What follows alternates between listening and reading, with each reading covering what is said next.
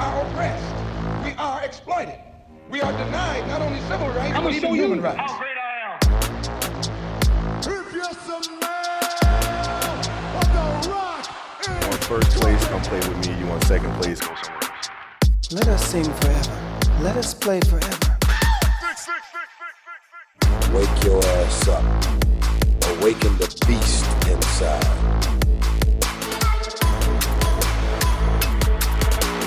Ways. Welcome back to Ways, the realest podcast in the world. I'm Osama. Guys, I don't know where Mo is. I texted this man.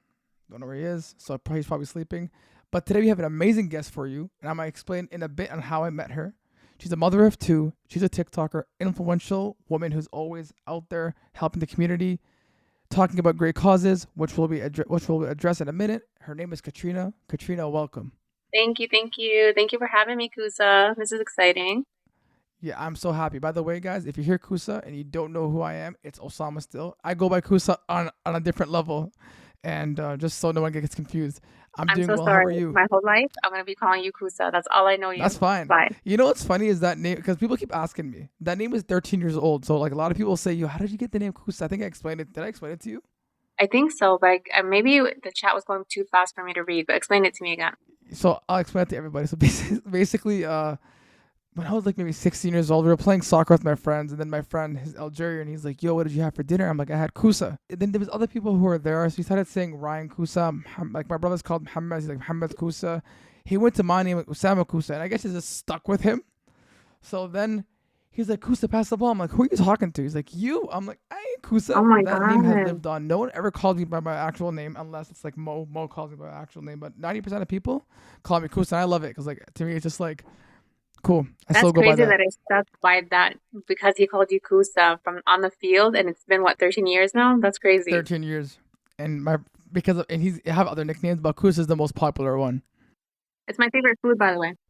Is it really? Yeah, well, I love Kusa.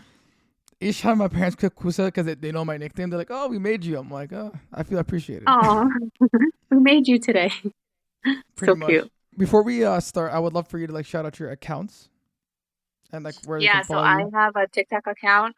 That's mainly the one that I use. I mean, I used to use Facebook a long time ago and Instagram, but I never advocated as much as I did, like I do with my TikTok account. Because I feel like with TikTok, there's so much videos that have gone viral for me and it worked. So I just kind of stuck to that. Okay. So my TikTok story is Katrina Official. So it's very easy. KATRINAA, and then the word official, OFFICIAL. Katrina Official. So Make sure you guys go follow her. Thank you, Katrina Official. So I just started TikTok about a year and a half ago. Started making videos about Khalil, my son who has autism. He's 12 years old, and I started like at first, Kusa, I wasn't putting videos out there regarding what I do now, like how I advocate more now regarding our government. But it was just more like cute little sentimental videos of Khalil and my daughter and myself and my husband. And then I started saying, you know what? Like, this is a platform for me to start putting the word out there that the government, Canada, does not support kids with autism. And a few of my videos have gone viral because of that. So I wanted to stick to that. I think the Canadian government doesn't do a great job when it comes to people with disabilities at all, because seeing you, like, listen, I'm gonna go back and explain how everybody came across your page. Like seeing you and how passionate you are with your son, because a lot of moms out there sometimes, like I guess I see, it is draining. But for you, you're passionate, you're strong, like as any mom should be, going after her, like raising her voice, let people hearing her voice, using your platform. Guys, if you're listening, day in and day out, Katrina's on live. And if you're going to go on live, make sure you go support her so she can go back in the rankings, because you were at one point like you were number 5, weren't you? You know what? I don't even think about the rankings anymore. I told you it was so bad for my mental health, that stress that comes with it. For me, if I can go online and just have fun, like when you come in my live, Kusa, and other people, you don't understand. That means more to me than actual rankings. I know a lot of people take the rankings so serious. If you want to explain to them what the rankings mean on TikTok, you can go ahead and do it. Or if you want me to explain, it's up to you. You can explain. I still don't know 100% fully. Oh, okay. I learned from you. So on TikTok, you go live and you battle other people on TikTok. And basically, if you have enough supporters or followers or friends or family that want to support you, they start sending you gifts, and it accumulates into diamonds, and diamonds accumulate into money for later. But the diamonds are the ones that get you in the weekly rankings. So every Interesting. country has a weekly ranking. The Middle East, I think, is the only one that kind of stuck with the region, the Middle East, instead of having like Canada, America, Brazil, whatever. But so I'm in the Yep. Canadian weekly ranking. And there's number 1 all the way to 99. And at one point, I was like 3 weeks in a row, I was finishing like top 10, top 20. Um, I saw. I yeah, was like there. it was That's amazing. amazing. And I had so many great supporters, and the only reason they supported me is because I would explain that for me, I didn't have enough support from the government to pay for Khalil's monthly therapy. And getting on the app, Yep. I said, if I can make $5, I'm happy, because that every $5 adds up towards his therapy. And it For kind of sure. caught on with people that were coming into my lives, and they were watching my videos, come to me and say, "Oh my gosh, I love your son." And I would talk about what I'm talking to you about, how the government doesn't support children with autism, and why I go on live every day for a couple of hours or 3 hours, because I am doing what I'm doing. It's helping me pay for my son's therapy. So a lot of my supporters that have been coming and helping out are the people who are helping Khalil succeed in life. That like that I find that so amazing. And yeah, so it's just been so amazing. Like I've met so much great people. I've learned a lot outside the app. Like a lot of people have always reached out to me, telling me about like different medications I can try, or different therapies that I can try, or um, different countries I should go to get him for him to get the help that he needs, since Canada doesn't support that.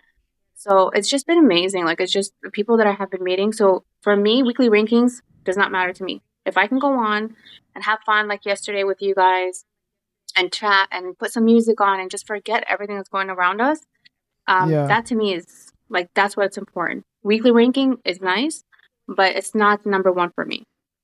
I think also a lot of people. Well, I can talk about myself. I like coming on to your live because one, you're engaging and you're like you keep everybody engaged in your chat.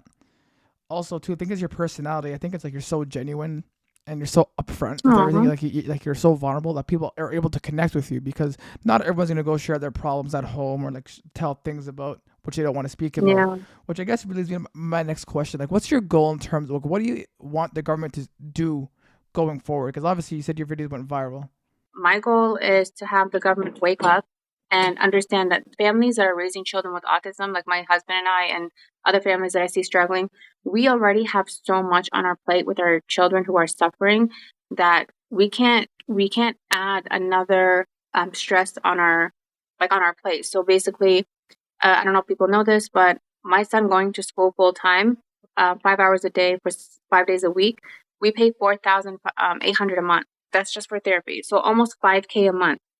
The government needs to understand, like, if they start funding those children, can you imagine how less of a stressful life we would have?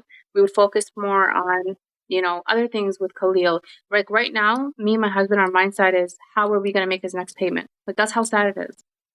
How are we going to make his next payment? That shouldn't even be our concern at all. Like that, he's a born citizen in Canada. He was diagnosed with autism. The government should recognize a child who has a disability. He needs to be taken care of right away. Yes, I do understand. I've had so many comments, Kusa, that have been coming into my chat. The government shouldn't be responsible for your children's disability or your child's disability. Who says that? Like that's what the government, that's what people pay taxes for. People who are old, who are vulnerable, who are disabled, who are injured at work and they can't afford to go back to work. Why do we have certain things in place in the government? If Why do we even have a government if the government is not going to take care of its own people?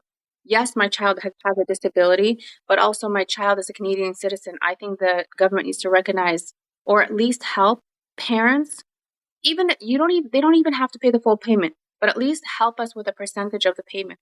I can't believe parents are paying out of pocket the amount that we're paying and having to worry about that without the government stepping in and saying, oh my gosh, no, this is way too much for our family to handle and we need to step in and help. And it's been, Khalil is 12 years old. I've been advocating since he was a year and a half. Mm-hmm. That's how sad our government is. To go back to what you were saying, what people say in the comments, that which I guess they're saying that the government doesn't have to. They're not They're not responsible to take care responsible. of our child or pay out. That's Yeah, a lie because, as you mentioned, we're paying taxes. Also, it's a government responsibility to ensure all Canadians are living comfortably. They're happy absolutely. because it doesn't make our country, like, as a Canadian citizen. For me, I want to ensure that my future kids, when I have kids, are being taken care of. And I hope that Yeah, one day the government is, whether they're watching this podcast or they go to one of your videos and they start realizing like, it's going to take one person who makes a change. And I think you're going to be that change. You're going to be that narrative who tells people, because a lot of people are scared. Like, there's probably, as you mentioned, there's families right yeah. now who are not speaking up because they're scared, but you're the one who has a voice. Like, I see how passionate you are. And eventually it's going to happen. But, Inshallah, one day. oh, inshallah, yeah, one day. Absolutely. And people who say that, in my opinion, are just ignorant because they're like, oh, I will only pay too much taxes. Well, they don't understand. They will never understand because they don't live in my Exactly. shoe. They will never understand. But, If yeah, they, I bet you 100%, if they had a child with a disability, any type of disability, they would be with me 100% because they would know what we're going through then. Even people in the government who work within the government who do, I bet you 100%, if one of them, had a child with a disability like my child, I swear to you, Kusa, they for sure would be like, okay, you know what? This is way too hard for me. And I can't imagine how other parents are dealing with this. So let's do something. But they will never, never understand unless they live in our shoes. you know what's funny in my opinion by you saying that? People only care. People are selfish. People only care when something bad happens to them. Like, for example, someone breaks their arm and, like, for example, they're not able to Yeah. get covered. Oh, where's the government? But when what happens to someone else, they want to start being rude, disrespectful, saying, "Oh, what do you think? The government's only here for Yeah. you." And to me, that's Yeah. contradictory. Exactly. And that's exactly what I'm going through right now with not too much people, just very, very, a small portion of people who come in who don't understand, who are, ignorant about the situation, who don't understand what we're going through, and they have to throw a comment out there. And it does mess with your mental health. Like, you go on here and you advocate, and then it takes one person to say something, so negative, and you're like, am I doing that? You start questioning yourself. Am I doing too much? Am I doing the right thing? And then you have to step back and say, no, if I don't say something, nothing will ever change. Exactly. But to me, you're an inspiration. I'm being wallah for you. You're an inspiration because of how hard you work and how hard you care Thank for your you. kids. And I aspire to have a wife like you Thank you. who's as Aw, consistent thank you so much. I to appreciate the it. point where, if, for example, something happens, she cares that much about a certain issue. Also, I think to your point, when people say negative stuff, it is going to make you double think, but also makes you go harder. Like, they're only saying that because of their own insecurities. I'm not going to let that stop me. And I think that's to me, it's like, if there's a mother on the month, you should be the face of it. Oh, thank you. I mean, honestly, I feel like, Kusa, I just feel like it's my duty. Like, if I have to speak up, I have to do what I have to do for Khalil every day, day in and day out. I just feel like God gave me an angel on this earth to take care of. And he said, here's Khalil. I don't know if people don't know that he's nonverbal. He's severely autistic. He's still in diapers. He basically depends on me for every life need in a day in and day out. Like, I feed him, I change him, I bathe him, I dress him. So he's a 12-year-old, but in like a 2-year-old body, basically. And I just feel like when God gave me Khalil, this is how I just imagine him, just saying, here's an angel on earth that I'm giving you. Take care of him until I'm off this earth. So I'm doing the best that I can, and I'm hoping that in front of God's eyes, he's proud of me. Like, I feel like I'm gonna cry just talking about this. um, I just feel like I'm doing as much as I can handle, and I think, like, alhamdulillah, Khalil is the one that motivates me every day, day in, day out. And I told you about going online every day. There's days where I was just like, I can't do this, I can't do it, I can't do this, and then I say to myself, you know what, it's helping. So why not do this? Why not? It's taking a little bit of stress off our shoulders for me and my husband. My husband's a truck driver. He goes to work 16 hours a day. So we're grinding day in and day out just to pay for his therapy. Besides therapy, we pay for his cannabis oil. We pay for his drooling. He drools a lot, so we pay for the drooling medication. So besides therapy, we still have medical bills that we have to pay for monthly. But we are doing it every day. We never complain. We've never asked anybody for anything because, we feel like this is our duty. This is our job to make sure that he's taken care of every day. Yeah. And that's amazing, the fact that you as a mother also like helping your son 24, because I seen a lot of people where they stopped, like even back home, like the story kind of reminds me of my mom told me about back home. Some school kicked out a girl because she's autistic out of school. She's like, she does not belong here, which broke my heart, because in my head I'm like, here in Canada at least they're not gonna kick you out of school for having a disability. And I believe my message to the Canadian government is they have to wake up. Especially in the school system as well. Oh, 100%. I've shared this before. Like I had an IEP Yeah. in school, right? And like mine was like pretty basic. Because in my head, I'm like, the one thing I really want to change is the education system, because I don't think no kid's stupid or dumb. Exactly. But, and then when they label you like that, with Khalil, they labeled him. They labeled him to be a very, very challenging child to work with. And I feel like from that moment that they labeled him, it's been downhill from there. If I can explain to you like what I mean by labeling, he has severe autism and he has epilepsy, so he has seizures. And I feel like with the seizures, they use that to their advantage. And I hate saying that, but it's the honest truth, because I used to work I became an EA a couple years ago just to see, like I wanted to be a fly in the wall. I just wanted to see what goes on in gangs rooms. Like that's how much like I love my son, is that I wanted to be in the school system, even though I never worked with my son in my son's room, but I know how the gangs rooms work now. It's called the gangs room where he's in. And I never told any of these staff members that I had a child with autism, because I feel like if I did, and if I told them that he's in the games room, they would kind of like walk on eggshells around me, or maybe not say certain things.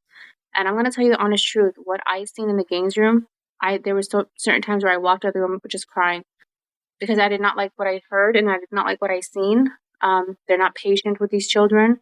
90% of them were not there for the right reasons, like the staff members. And I said to myself one time, oh my gosh, is this what Khalil is going through with these teachers every day, day in and day out?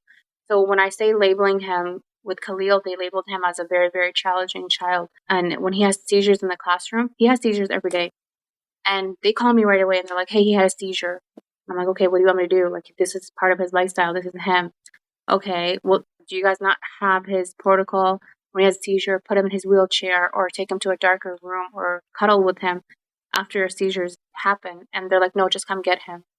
But what is the purpose of having a protocol? What is the purpose of having an IEP if I'm going to go pick him up every day if he has seizures? Khalil has seizures every day. So the school system is not suitable for kids like my son. That's why he has to be in therapy. He has to be in a school that's specialized with speech therapy, occupational therapy. If he's in the games room, all they do is make him play. Hey, how are you doing today? Hi, Mohammed. No, the funny thing up. is, I woke up at I woke up at 8:40, then 8:50, because I was supposed to drop off my younger brother for work. So I woke up, and then I went back to sleep, and then I just woke up. So you just woke Grandpa. up. You're forgiven. You have to take your brother to school. You're Yeah. forgiven, or to work. Sorry. Well, just to recap, Mr. Mohammed, we've been talking about autism. This is Katrina, TikToker. Hello. I'm almost on her TikTok lives. We're mentioning about how her son has autism, and how like we're talking about awareness, just to give you, recaps. If you have a question, No need for introduction. Everyone knows who I am. Thank you once again for coming on the podcast. I guess. Of course. Thank you for having me. I guess to make it more expensive, what do you say to those? Because we grew up obviously during the 2000s when we went to school and stuff, right? So whether people had Asperger's, autism, or different kind of disabilities, people were very condescending. People were very rude. Kids are kids, right? So unless the teacher was there to make sure people didn't make fun of the student, people did not care. People had no feelings at all. Yeah. Is that the same case today, or is it different due to the world being more connected through social media, better rules implemented in the school system? How does your son experience the situation today? I'll be honest with you. With my son, I haven't seen any type of bullying. Actually, if anything, I've seen that the children that my son is surrounded by at school, they're a lot more understanding and a lot more compassionate. And I was actually very surprised because, like you said, me growing up, I was actually bullied a lot too in grade school. I never had a disability, so I couldn't imagine kids back in the day growing up with a disability or some sort of, mental illness or something. And I bet you at that time that I was in grade school, they were being bullied a lot. But right now, I think because the school system, like you mentioned, they have been implementing rules and a lot of information in the school system so that if a child does have some sort of disability, they are letting the other children know in the school system, like, hey, like they're teaching them more about these children. You know what I mean? Like just to be more kind, and they're involving them as well with each other. Like sometimes I get information that my son went with like a girl in grade 6 and she taught him how to pick up the recycling bins. Like they're involving them with each other, integrating them with each other to kind of like him working with a child who doesn't have any special needs, and then she's also working with my son Khalil so that she, can help him out in school. If that makes sense. So she understands how he is. I always ask my daughter too. My daughter is a year younger than Khalil, and she's fine. And I always ask her, like, what do they talk about in school? Do they talk about disabilities? And she's like, yeah, they always do. They always tell us, like, if you see a child that's wearing a helmet, or if a child is, looks different, they're teaching us like be kind and be nice and not say anything that's going to hurt their feelings. So the school system's a lot better now. Yeah, it's amazing that you explained and clarified all that, because once again, when I think back in time, anyone that had a disability, you were literally by yourself. You were just... When you say back in time, how old are you? Because when I say back in time, I'm talking like dinosaur Me and Osama years. were 26. So we were born in 95. I'm 27. I just turned 27. Oh my God. Osama just turned 27. But regardless, mainly our childhood years was during the 2000s, right? And during that time, once again, if you had a disability, there was no protection from the teachers or from students. Yeah. You were literally by yourself. Absolutely. And if you weren't able to make a friend or you didn't know anyone, I could just think back in time, you're on your own. Yeah, And I could think about all those Yeah. haunting memories and just people feeling isolated, feared, and as if no one's there to save him, right? And I remember most of the time, some would be friends with those people and try to talk to them or just try to be cool with them, And get bullied. that's why I wanted to know, because obviously with the new age and time and society being more together, more understanding of people's disabilities and feelings and cultures, it only makes sense that there's better rules implemented so they're more protected. There is, and I was do you guys know what Sky Zone is? It's like a play area for kids. Yeah, okay. So the other day I went to Sky Zone and I took Khalil with me, and he's 12 years old, so he's like a bigger child. And I was telling Kusa, but he has the mentalities of a 2-year-old. He's nonverbal. So I see him grab a ball, and he was playing. He wanted to go up to other kids that was his age, and he sat with them. And he just stared at them, and I can see from far away that the other kids were like, what is he doing? Like, who is he? Talk or something. Like they were trying to communicate with my son. And because my son doesn't know how to communicate back, they kind of got up and left. This is for me, I don't blame these kids because it's not their fault. They don't understand what's going on with Khalil. And they're preteens. So in their mind, they're like, okay, he doesn't talk. We're just going to leave. But what I was very proud of, none of them laughed at my son. None of them, joked about like what was he doing, like not giving him an ugly stare or anything. They just kind of got up and left, which is fine with me because you know what, I don't blame them. They don't know who my son is. They don't know why he's not speaking to them. I wish that they would like come and ask me a question or something. But like I said, I'm not gonna hold anything against little 12-year-olds. So I'm happy that that situation was like that compared to back in the day. If I was to come and do that and sit with somebody, if I didn't talk, I'm 100% sure that they would have just kind of like laughed at me or made a joke right in front of my face. So yeah, I was just kind of proud of those little kids, And that's the thing, like since you're a parent, on the outside for us it's totally different, right? Like if we see someone getting bullied or going through it, it's like okay, like they dealt with it whatsoever. But as a parent, I can only imagine whether there's trauma or annoyance or anger or frustration, having to like brace yourself for the moment, knowing that there might be, for every interaction your son's going to have, someone's going to have a disgusting look, someone's going to say something rude, or someone's going to take advantage of him. How do you prepare yourself knowing that most likely, I don't know, 7 out of 10 interactions, that might be the case forever? I can only remember maybe like 2 interactions in my lifetime. where somebody was really, really negative towards Khalil. And it was surprisingly like people, like an older generation, just people who have no common sense. Like when I was at the doctor's office when Khalil was like 4 years old, and she was asking me, I'm like, what's wrong with my son? Like just straight up like that. And I was like, he has it. I was like, you know what? I'm just gonna be normal with this lady. Maybe she doesn't know. So I was like, he has autism, and she's Lebanese, so she's like part of our community. I know exactly who she is. And she goes, oh, okay, well, just make sure that you don't say to people that he has autism because it shames your parents. And how did I handle that situation? Obviously, I composed myself. Like I could have just hit her right in the face. I don't want to say that on the podcast, but as a parent, like I got angry. But you know what? I said, if anything, I'm ashamed of you for not, for talking that way about my son. And my parents are very proud of Khalil. And for you to say that, I'm like, I hope you don't go around saying that to children with disabilities, because if anything, he's an angel from God. Like I was telling Kusa, he's an angel from God, and I'm here to protect him. And I hope that one day you don't have to be in my shoes to understand like what I'm going through or something. I don't know what I said to her, but I remember like just telling her like just be more passionate towards parents like myself, because you don't know what I'm going through. What if a little word like that hurts me, and I go home and I start crying all day? You know what I mean? I want to say something about amongst the Arab community, because I'm not surprised that she said this.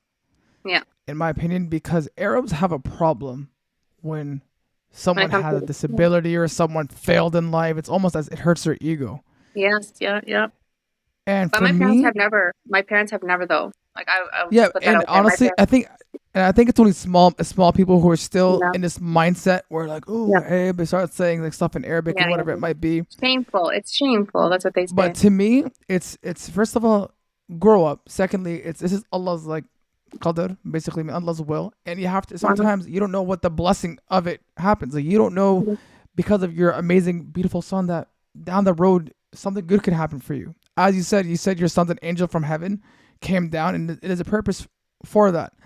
A lot of the times, like I hear Arabs saying, "Oh, this and that," and to most point about bullying back into 2000s, me obviously with my name, my actual name, yeah, I would get bullied a lot, and it's not until maybe the 2010s is when I kind of left that out and make a lot of friends. For me, it's really important to start educating people, and I love how a lot of your pages, a lot of your TikTok pages is about educating, informing, and the importance of advocating for something that you actually want.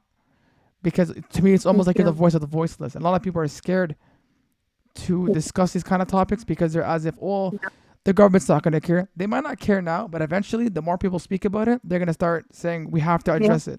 100%. I agree. 100%. One thing I want to ask is that yourself being a parent versus before. Obviously, before you're just growing up, and whether people had different disabilities, I don't know how you interacted with them. I don't know how you viewed them. I don't know what your thoughts and perception was about them. Regarding autism, like, did you know anyone that had autism growing up, or just like here and there? And what was your mindset when you found out that your son had it? Okay, so honestly, I don't think it's because I was not self-aware of what's going on around me. I didn't know autism existed until my son was diagnosed with autism. I know there was like Down syndrome. I know people had cancer. I know people had diabetes, but I never heard the word autism before.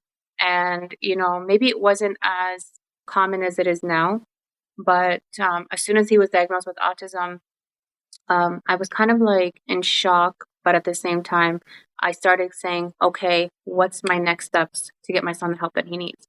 So I didn't dwell on it.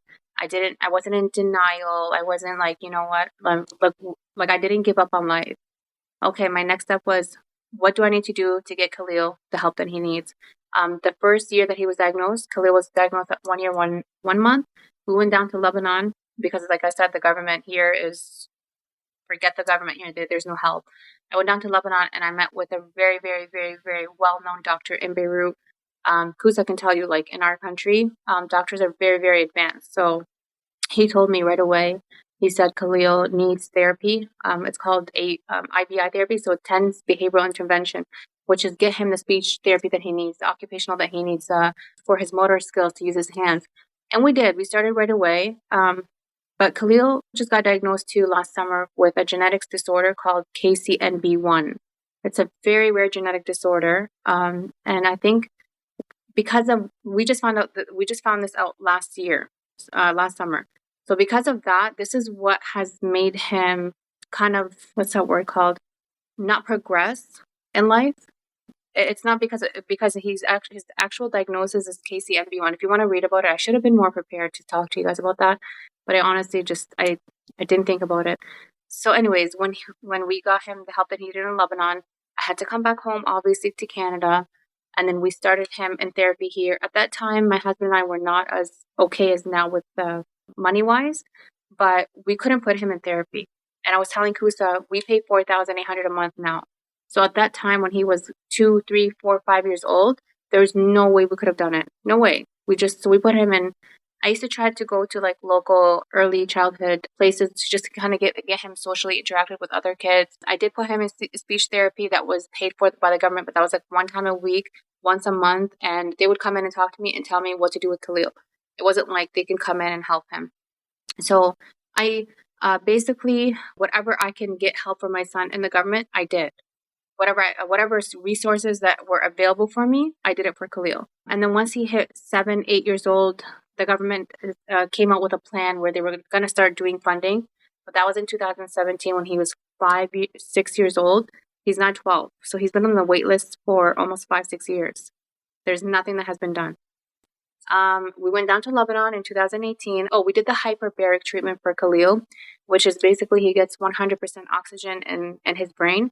And that was in Troy, Michigan. So I would pick up Khalil from school every day for 2 months straight, drive 45 minutes to Troy, put him in an oxygen tank for 1 hour, 1.5, then drive all the way back. And I did this for 2 months straight. And it worked out. It helped. He started doing a lot of eye communications. He used to scream a lot. He stopped the screaming. And then that same year, unfortunately, he got diagnosed with epilepsy.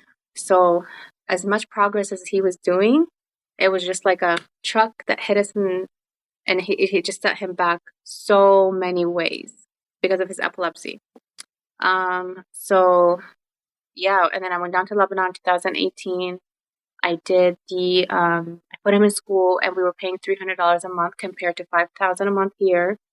We did that for a couple of years, and then Kusa will know, like in our country, it got really bad. Like the civil war almost started. So in 2020, I came back. I was like, okay, I can't do Lebanon anymore. So now I'm back to paying the $4,800 a month. I'm back to still taking care of his epilepsy. So we've done everything that we can, I think, in Canada. We've exhausted everything that is available in this country for him and outside of this country. So I don't know what else I can do, honestly. Yeah, that is powerful statement. And I think it just speaks to your character, number one. And number two, I want to know because you're showing so much courage, resilience, especially patience throughout everything that you have to do.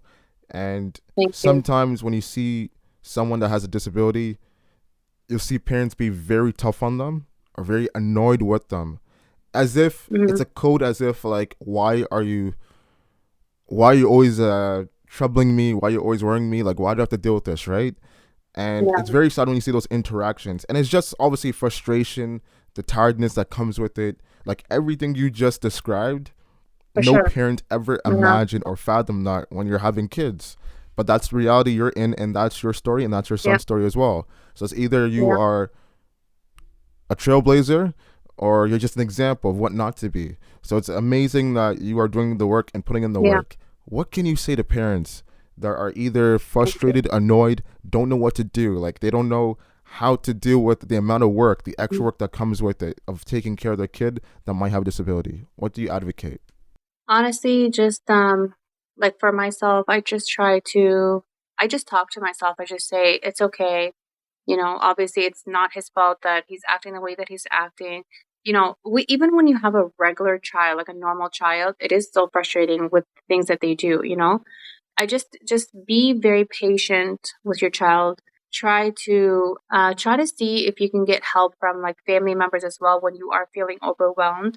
Like there's days where I feel like I can't do this anymore, and I just, I just drive to my mom's house and I say, hey, can you just please watch him for a couple hours? I just need some sleep. So if you have like family support, that's really, really important. If you're, married and you have a husband and, or another child that can help you out. Just try to take a break for yourself as well. Like, I know us as moms, and I know that they're listening to us, even dads, we're so hard on ourselves. We're always like, am I doing enough? Am I doing the right thing? Like, we just have to be easy on ourselves. And yes, we do get frustrated, but that frustration will last 5 seconds, and then you're just going back to back to parent mode. So I guess just take some time for yourself. Do whatever makes your child happy. Try to do things day in and day out that's comfortable for your child and for yourself. Like, always think about what makes your child happy, so that their day is good and your day is good. There's not that much frustration over there. And forget, sometimes I always overwhelm myself with like laundry or cooking or cleaning and all that stuff. Nobody ever comes over. So why am I always so stressed about this stuff? I feel like I take care of Khalil's needs first, and then I focus on the other stuff. Like, I'm not gonna kill myself to do all this work, everything on top of each other, and then my child needs me. Like, sometimes I'll be doing the dishes, and he'll run up to me and like he'll point like I need to eat. I drop everything. I'm not like, okay, hold on, give me 1 second. No, I drop everything. Okay, you need to eat? Let's eat. Because for the fact that he came to me and communicated that he needs to eat, that's huge for me. And I don't want to ever make him feel like whatever he's doing is wrong, because then he won't use that in the future. Like, oh, did I do something wrong that my mom doesn't want to drop everything and feed me? Do you know what I'm saying? Like, I don't ever want him. He's communicating, and I'm like, holy, that's amazing. So yes, thank you. Like, I encourage him. Yes, good job. Thank you for letting me know. I drop everything and I go to him. Like, all the other stuff is not important. You're important for me at this moment. And for a parent, I feel like that will be less frustration for you during the day, and and for them as well. Once they go to sleep, do whatever you got to do, like sit, watch a movie with your other children. Or also, for parents in Canada, there's something called respite help. You can get respite workers. It's funded by the government. You get a certain amount from the government, where they pay for somebody to watch your child or take them out so that you can get a break for yourself. I feel like the breaks is that's helped me a lot.